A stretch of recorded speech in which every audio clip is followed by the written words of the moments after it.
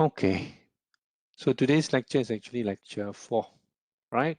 So once you open, yeah, of course you have to choose, yeah, go here and then click and choose the kernel. So I think your kernel will be Python 3.14.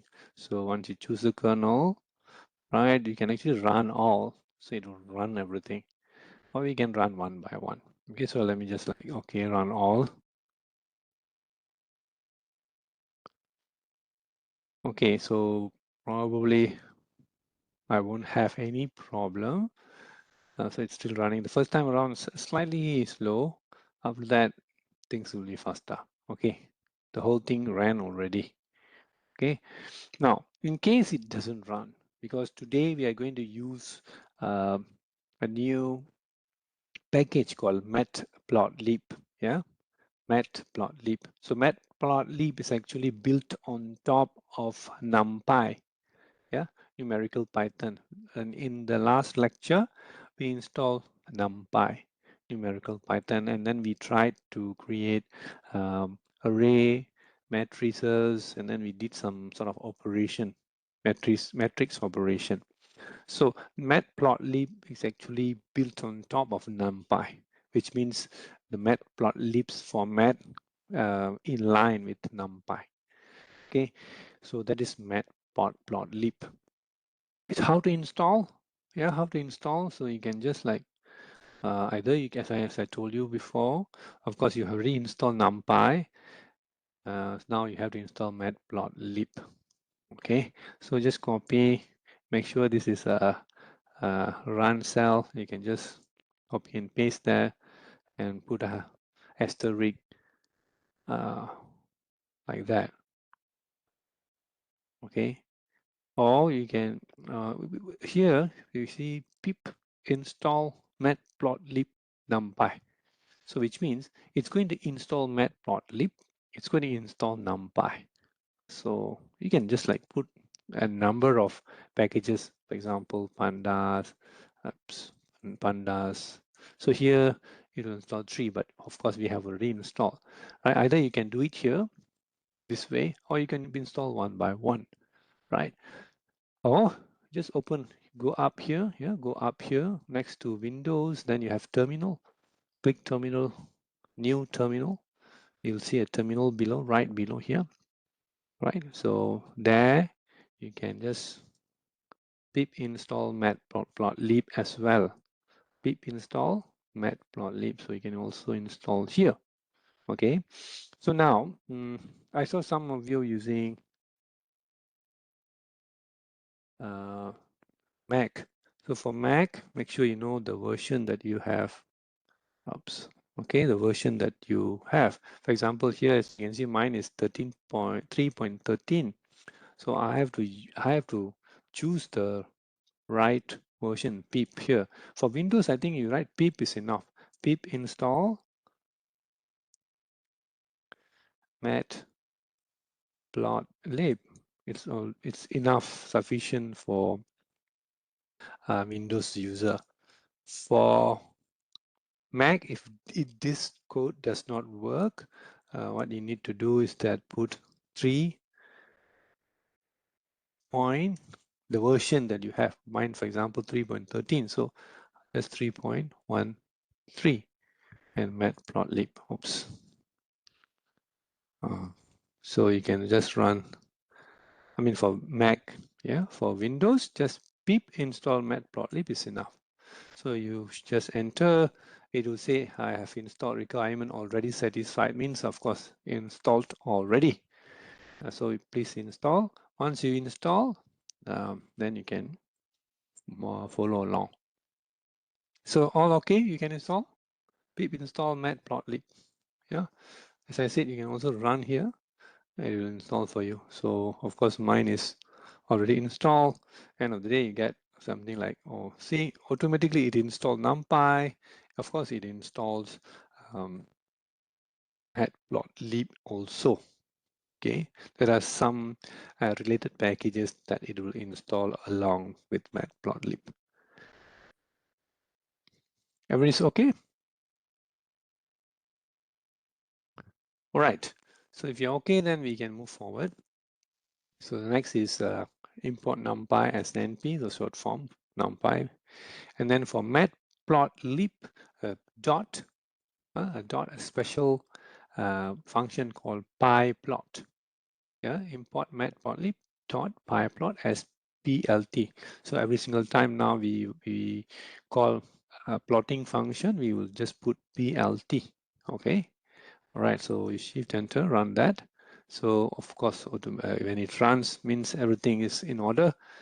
Our package is ready to be used. All right. So first example. Okay. Just for your information, this format, Matplotlib, it's almost similar to MATLAB, right? So those who's used to MATLAB, you will see now the code of drawing all this plot is somewhat similar. In fact, the second half of this course is MATLAB, right? So you'll see similar codes, right? The first one, now let's create data first. So we want to create X data and Y data, and we want to create the plot, right? So remember, NumPy, from NumPy we are using a linear space, 0 to 10, a value starting from 0 ending with 10, with 50 points in between. 50 points. We're creating 50 points of X, and then for corresponding X, we are going to do sine X, and we are going to store as Y. Okay, that's a to-do line here. And now we are going to use Matplotlib already. So we already brought our Matplotlib in as PLT. Yeah, so PLT dot figure, and inside, yeah, in the parentheses, figure size. This is a figure size actually. You can control the figure X and Y. Okay, width, yeah, width, and then height. Okay, and then pretty much straightforward, plt plot xy value, x and y value, and then you can write, for example, label equals to, and of course we have the code sign. Whatever that you write inside, it will appear as a label, and then we can also choose the color that we want. And then plt title, x label title, y label title, and then we want to see the legend as well. And then if you want grid, you can just put plot plt.grid true or false, up to you. And eventually we want to save it as well. We want to save in a same folder. Yeah, the folder that you store the file. You want to save that as .png. Okay. Now, if you shift enter, okay, so you will see, okay, it's running, right? It has created this this plot. This plot. Yeah, as I said, if you want a huge plot, then you can just like, okay, change to maybe like, oh, you want to be 7, maybe 8, 5. So of course it will be huge, right? So, oops, yeah, you see, it becomes huge, right? So you get to control the title, the label, yeah, and about the size as well. And of course, it has saved in the same folder, right? So let me open the folder and show it to you. Let me share. Probably I should just share screen one. Okay, so this is the folder. I was here. So this is the file which has been saved, sign underscore wave.png. So you can so this is the file. So you can use for documentation. If you write, for example, a project, then you can just put it in your document. Okay, let's go back.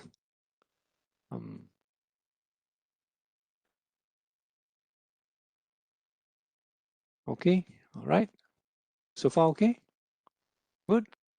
So feel free to change the size that you like. For example, I want the whole thing to be seen here, so I reduce the size to 5.3. So you get to see, okay, this is the size. Okay, this is the size, right?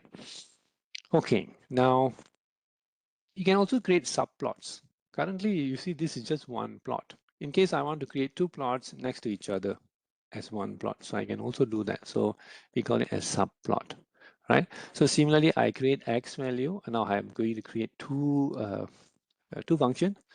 One is sine x, the other one is cos x. Okay, sine x and cos x. Again, just 50 points of x values, same thing. And then for subplot, so we call a function called plt.subplot. And then I'm going to have two plots. Okay, so the first one was going to be at axis 0. So you see, this is our axis 0, and then this is axis 1. Just like the index for Python. Python's index starts from 0. Yeah, even though I want two subplots here, okay, two subplots. So I create the first one, index at 0, next index starts with 1. Okay, for axis 1. Yeah, for axis 1, same thing. Just that this time around, you put axis 1, the rest is the same. So x against y1. And then I have for axis 1, this is axis 0, yeah? So axis 1, x against y2, okay? One I'm going to create in blue, the other one I'm going to create orange, okay? And the rest are the same. As you can see, the rest are the same. And the codes are similar. All right, this time around, I'm using just to control a little bit so that the whole thing will be pretty much neat. So I'm putting plt.tight_layout. And then again, I'm going to save the file. Okay, I'm going to save the file. All right, so just shift enter, and you get to see this is axis 1, axis 0 is sine function, axis 1 is a cos function. Okay, so the difference between the first one and the second one here is that we first set up a figure and axis. So this axis takes two values, two indices actually, axis 0 and axis 1. And the rest of the code are similar. Okay. Now you can also plot on top of each other, right? Just now we plot, first we plot one by itself, next we plot next to each other. This one here, we overlay everything on top of in one plot, right? So how do we do it? This time around, same thing, just that I did twice. I did not initiate any kind of subplot. Rather, I just wrote twice. First plot, plt plot. This is, I'm doing directly now. I'm not even saving it. I'm just doing directly. I put here sin x. Second one is cos x. That's all. Okay, so you get this plot here. Again, the rest are the same. You have plot legend, plot show.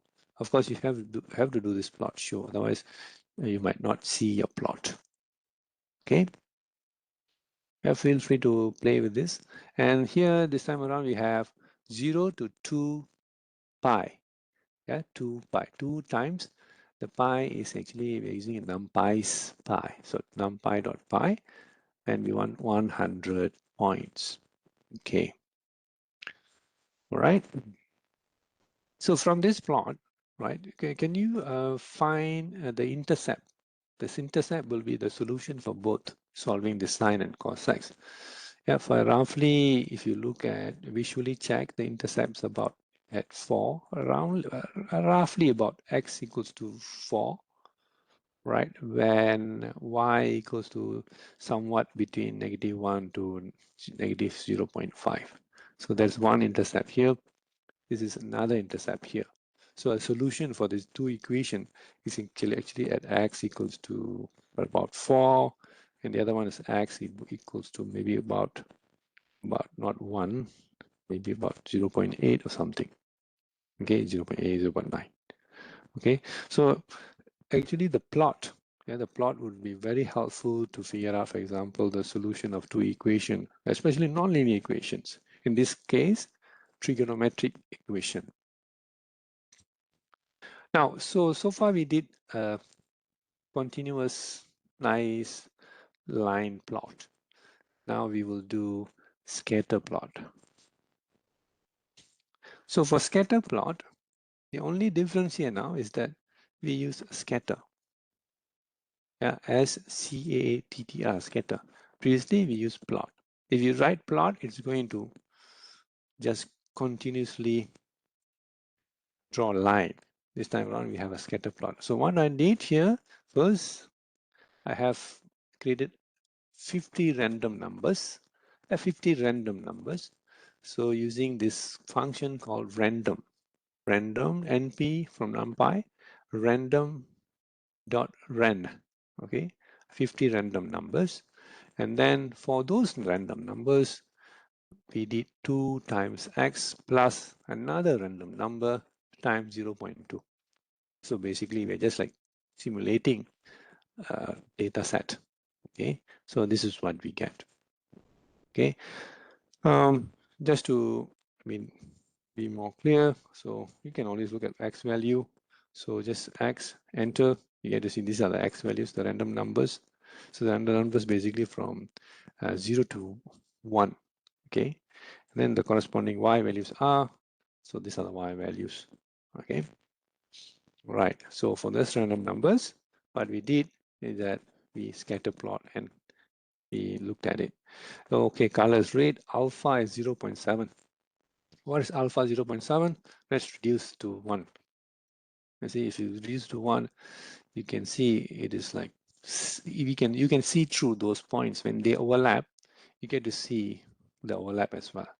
Okay, so that's the purpose of alpha. Okay, so if you put alpha just now, as or the original was 0.7, so you get to see this is how it looks like. Okay, that is a scatter plot, because when they overlap, you still want to see them to what extent they are overlapping.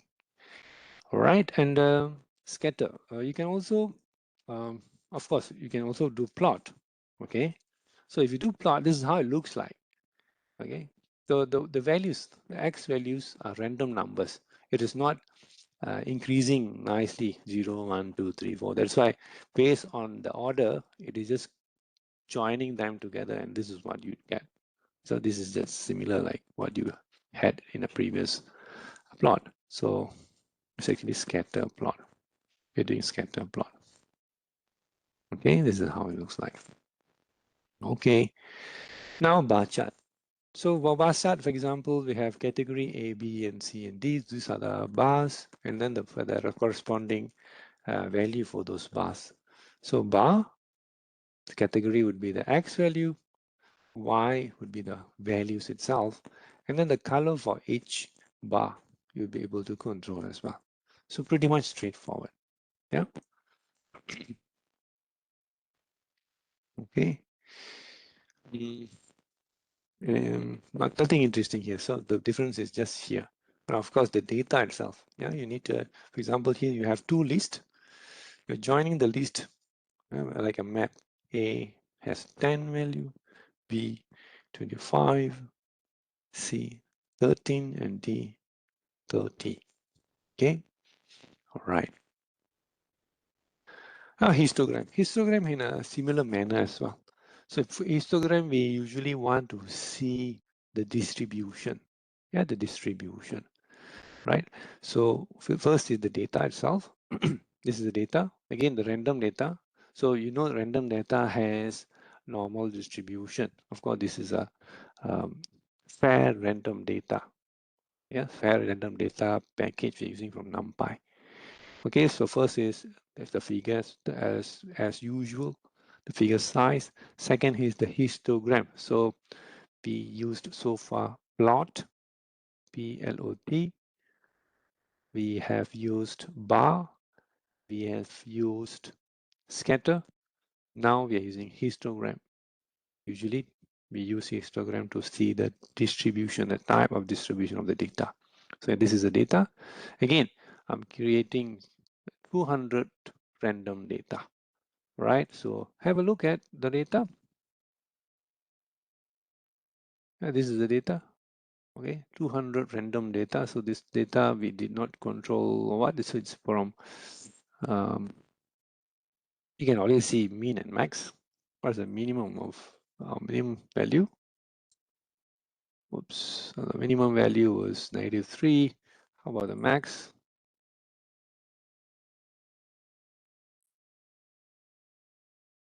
Okay, so max we have what, 2, minimum of -3. Okay, so this is the data. This is how the data looks like.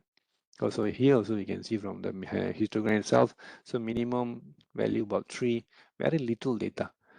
Maximum also very little. Somewhat in between we have about 0, we have a lot of data. And that is the character of normal distribution. Okay, the first, of course, data.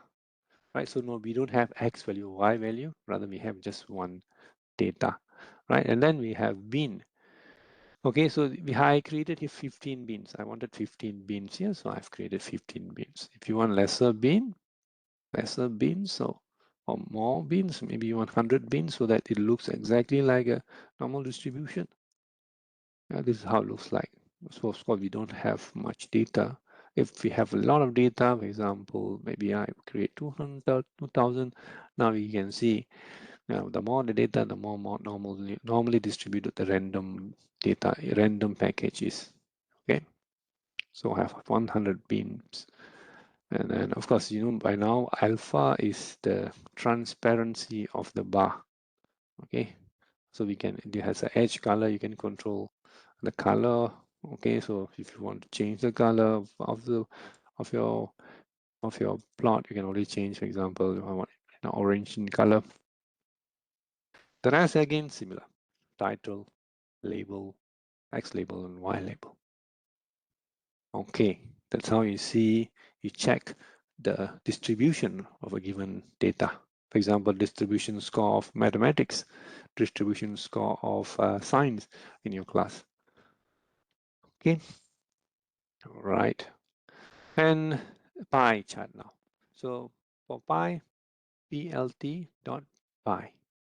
So we have input the size, the size of the pie, and then the labels. So size, we have already created a list for size. I have a 4 component, math, science, English, and art, and then the color for each pie, each piece of pie. Okay, so I have size, then labels. So the second component that you have to input is label. So again, I put as labels, which I explicitly put on top. If you don't like it, you just want to put as directly, it's also possible, but it might look messy, right? So you can do that as well. And then color, you can just put it here directly as well. But of course, then becomes lengthy. So you can, no need for you to do explicitly like that. But of course, it becomes lengthy. The code becomes lengthy. So in order to reduce and keep it more in a formatted manner, we say labels equals to labels, and then we explicitly write on top. Same thing for colors. And this one is the percentage float. So how many percent you want it to show? Of course, here is very much no percent actually, just 0.1. 0.1. So it shows if you put 2 here, the percentage would be, again, you can see 0.00, right? So it depends on your the accuracy that you want. Okay, so it's up to you. So the starting angle is 90 degrees, so it's starting from here. This is the starting angles. You can change to let's say starting angle is minus 0. It's also possible, but okay, so this is where it starts from, 0. Okay, so that's a start angle. Okay, pretty much straightforward.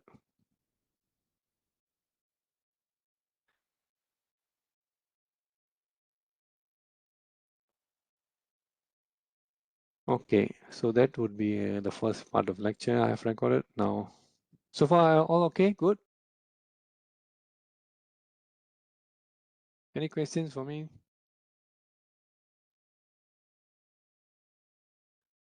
All okay? No questions for me?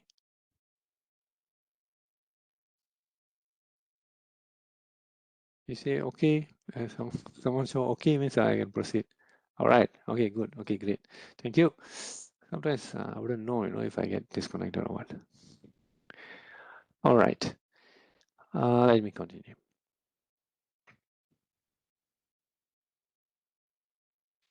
So far, so good. Okay. So next is comparing two functions and finding intersection. So somewhat at when we do sine and cos plot, I try to like show, like visually show where is the solution for these two equations. Right? What is the solution for these two equation means? Basically, we're asking a question, where do they intersect, right? So given to you a two equation, the fastest way to find an estimate of the solution would be to just straightway plot it. Yeah, plot it. Yeah. So two function, we plot two function by just writing plot. But of course, the first function is y1, the second function is y2. So these are the function given to you. And of course, you need to create the x values to input for y1 and y2 equation. So I'm creating x value from -4 to 4. I want 400 points from -4 to 4. So I have x equals to x actually 400 points. And of course, it is NP. So automatically x will be a numpy array. Okay. So if I were to just do this first, show you that first. So you can just check what is x. So this is x. I have x about 400 values. You can always use length to check x. Yeah, so this is the length. The length is 400 points. You can check mean of x. Of course, mean would be -4. Of course, max will be 4. All right. And then similarly, you can also check for y1. What is the corresponding y1? Mean, max, and of course 400 points. This is the minimum value. This is the maximum value. Right. So you can also do for y2. So once you set up your equation correctly, the values, you obtain your values correctly, and then you can proceed plotting them. So here the plot, yeah, for the plot, see this is x, y1, that's the first plot, it will be in blue. Next is x, y2, the plot will be in red. R means red, B means blue. Okay, okay. So I put here PLT legend, so I get to see the legend as well. And then the label.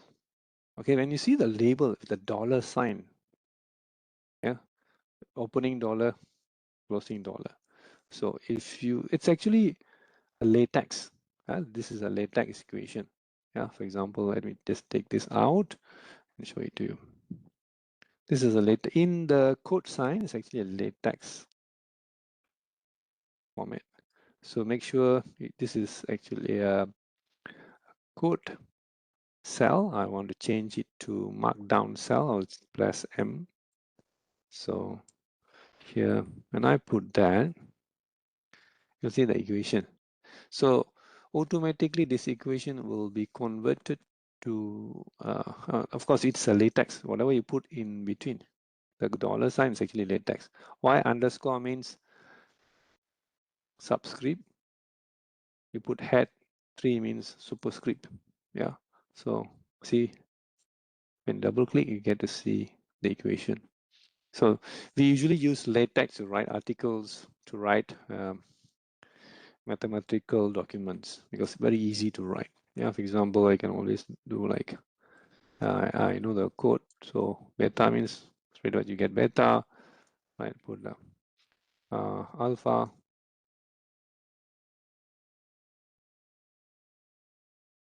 So here alpha and so on and so forth. So this is latex. So when you put a, for example, label equals to R, and then you write whatever in a dollar sign, it's actually you're writing in a latex format.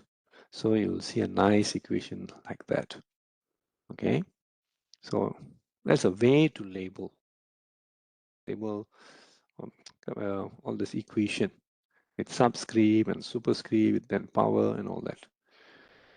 All right. Okay. So we have the two lines here stating the equation. The next line, I'm drawing a horizontal line. Okay.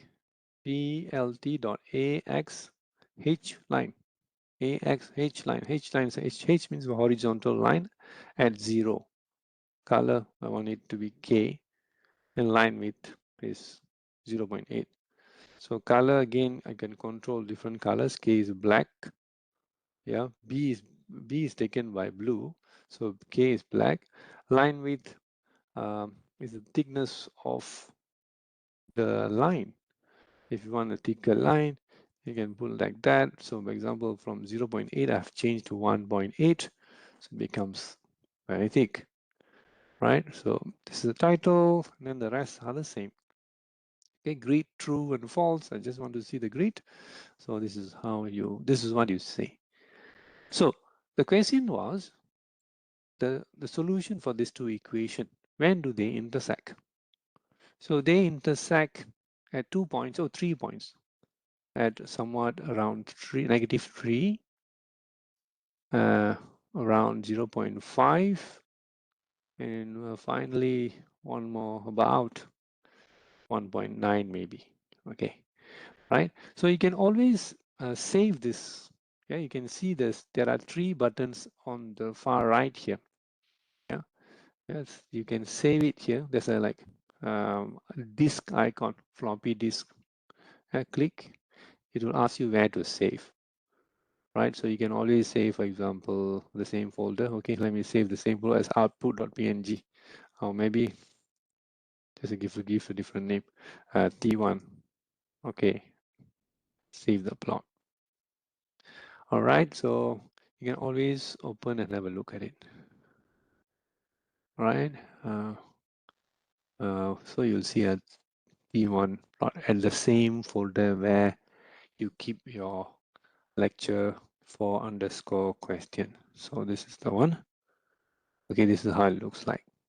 Okay, this is in PNG.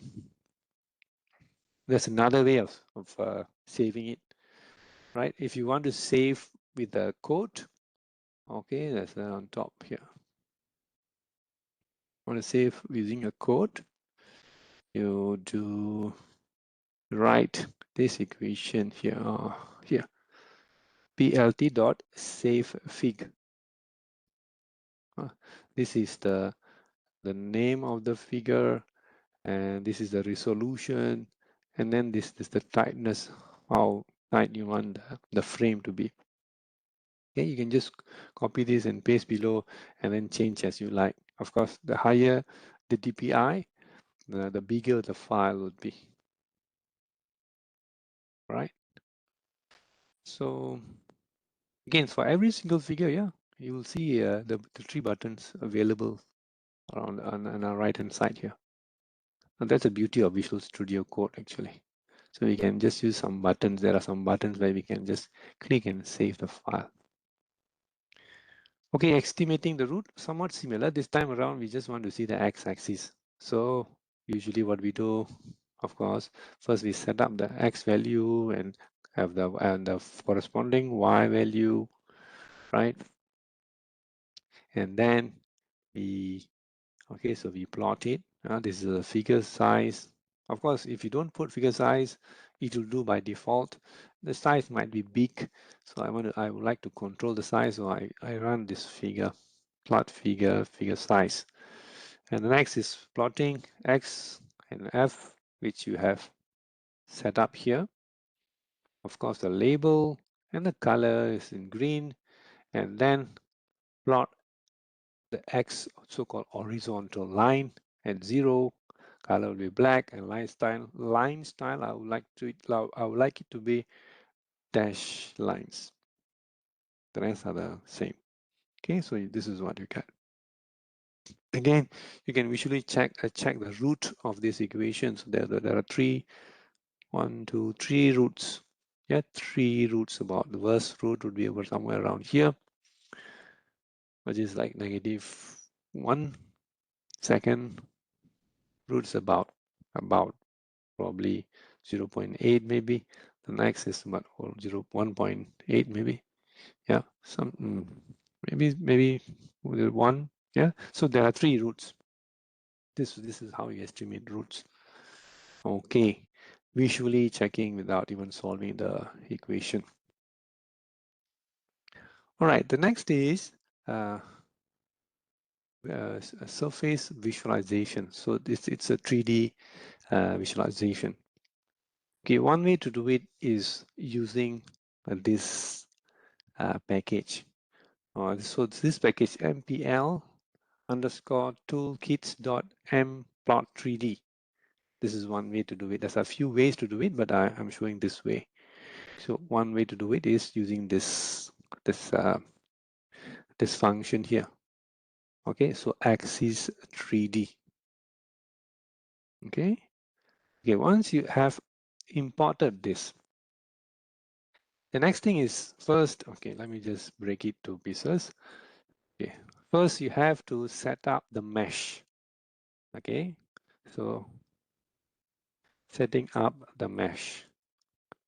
First you have to set up the mesh, the X values and the Y values, and then the mesh. The mesh means like you're creating a fishing net. You can think of a fishing net. Fishing net. So the fishing net consists of X values and Y values. When they intersect, those are the points. These are the points. So you're creating the mesh. Okay. So when you run, you can always check. So what is the X value? Okay, so X value is like -5 to 5. How many points? Oh, I have 100 points. Similarly, I have for Y value too. Now, what is X? You see, this time around, there are 2 here. So it's already a 2-dimensional. X is already 2-dimensional space. Yeah. So this is 100 by 100. The original one, for X is I should write X shape. Okay. So the shape for X is just 100, but then X shape becomes a net, 100 times 100. Right? And then similarly, Y also. We have Y, and then Y. Of course, the small y is just 100, but big Y is not 100 by 100. So when I have X value and Y value 100 by 100, like a fishing net, it's a 2-dimensional space already. And then using these X values and Y values, their corresponding values, I'm creating Z value. So each net, yeah, for each intersection point of X and Y, I'm giving a Z, the height, yeah, the Z value. Okay, so this is the equation. So Z equals to sine X squared plus Y squared. So once you set up the mesh with the given equation, now then finally giving the values, finding the value for Z, you are then ready to draw the plot. Again, the first time around, set up the size of the plot, and then for this 3D figure, you do fig.add subplot as though like you're doing a subplot. Okay, and this subplot is 1 times 1 times 1. It's actually just 1 actually. Okay, and then projection 3D. Okay, so you have to explicitly write it. Projection equals to 3D, and then finally you can do plot underscore surface X, Y, and Z. Okay, so this axis you just follow the axis. First set up the axis, add subplot, and then axis plot surface, axis set title, and so on and so forth. Okay, here there are different kind of themes you can follow. CMap, cool, warm. There are many themes. If you Google, you can see many themes out there. So this one is like cool, warm, edge color, none. Okay, so this is how cool, warm looks like. Okay, this is how the surface looks like.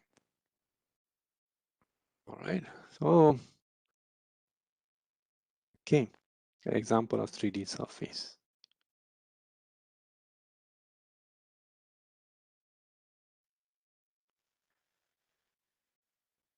Okay, I'm just breaking the video, right? Okay, let me share again.